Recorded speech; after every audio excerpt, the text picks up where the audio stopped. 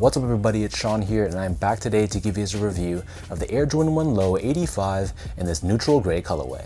So this is the first time that Jordan Brand has brought out this Air Jordan 1 85 cut, but in low top form. So we've seen the high top iteration of this 85 cut, for example, with the neutral gray 85 high, the Georgetown colorway, and the black and white as examples.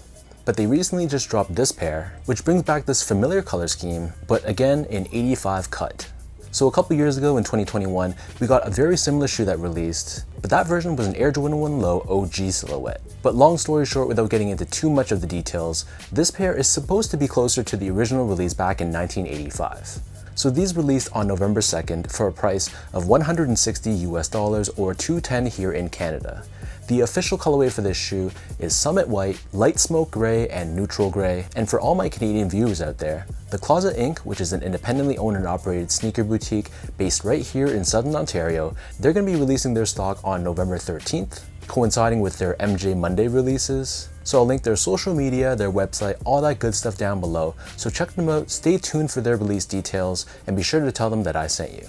So first things first, here's a quick look at the box. So this comes in a different box than the normal Air Jordan 1 Low OG silhouette. So instead of black and red, this box is white and red. And interestingly enough, the size of the box is a little bit narrower compared to a regular Air Jordan 1 box, which is a small change that Jordan Brand did, but it's still something that I noticed regardless.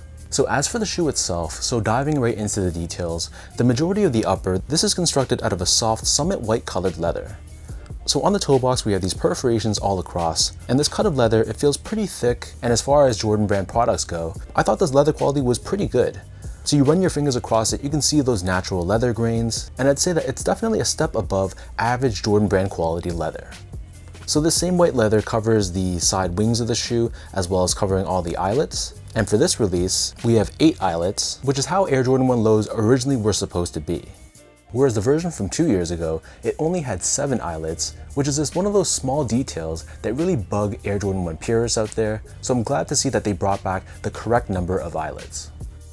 Beneath this on the mid panel, we have more of that slightly tumbled white leather, and then stitched on top of this, we have a gray suede swoosh, which from a material quality standpoint also feels pretty decent to the touch. Moving downwards, we have more of that white leather, and this panel here wraps around the bottom of the heel. And then on the top of the heel, we have another overlay of gray suede, and we have the Air Jordan Wings logo pressed onto the heel in this dark gray colored finish. As far as the laces go, so these only come with one lace option, and they're your normal flat style lace in white. Underneath this, the tongue is covered in what feels like a white canvas-like material, and has a bit more of a rougher texture to it compared to the typical nylon. And at the very top, we have this white tag with Nike Air branding in gray. The interior of the shoe is covered in a gray colored mesh, and this inner collar is actually substantially more padded compared to a normal Air Jordan 1 Low OG. So it feels very plush and extremely puffy, so that might affect whether you like or dislike this shoe. Within the sneaker, we have this polyurethane foam insole, so this is pretty well padded and thick. It's covered in this white finish on top, and we have Nike Air branding pressed onto the heel in dark gray.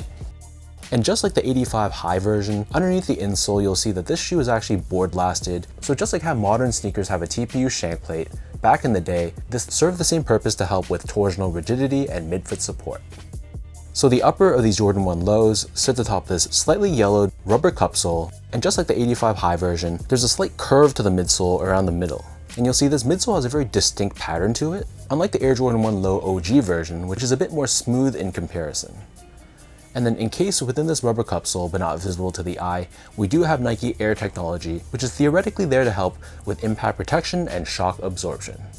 Finally, looking at the bottom of the shoe, so this outsole here, this is crafted using a gray colored rubber. We have this circular pivot point on the forefoot, and in the middle, here you'll find the Nike logo. So that breaks down the look and the construction of this pair. And for those wondering about sizing, so these do fit differently than the Air Jordan 1 Low OG version. So my foot measures as a true size 10, slightly on the wider side. This pair is a size 10, which is my normal Air Jordan 1 high and low size, but this pair definitely fits more snug. So because this shoe is extremely well padded, and because of the general shape of the shoe, I find that this toe box area right around the ball of your foot, it's pretty snug straight out of the box. I had a similar feeling with the Air Jordan 1 High 85 as well, but over time, the more I wore it, it really broke in and formed pretty well to my foot. So long story short, if you have a narrow or normal width foot, you can stick true to size. but if you have more of a wider foot, or you just don't have the patience to break these in, then you might want to consider going up a half size.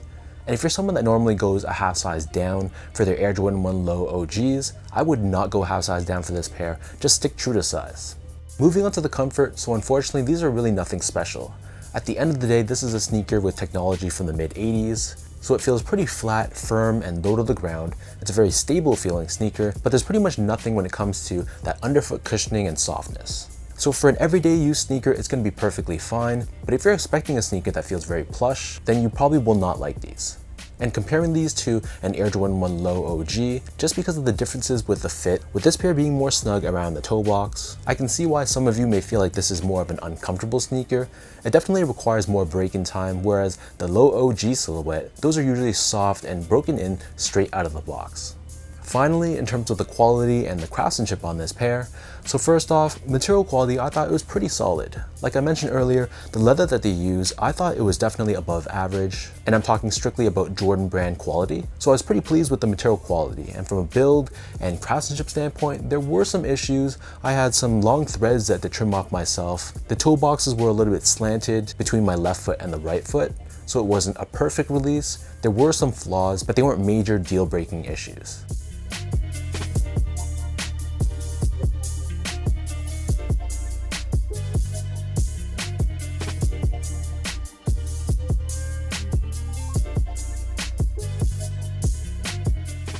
So with all that out of the way now, let me toss these on feet, I'll lace them up for you, and I'll show you guys how these look.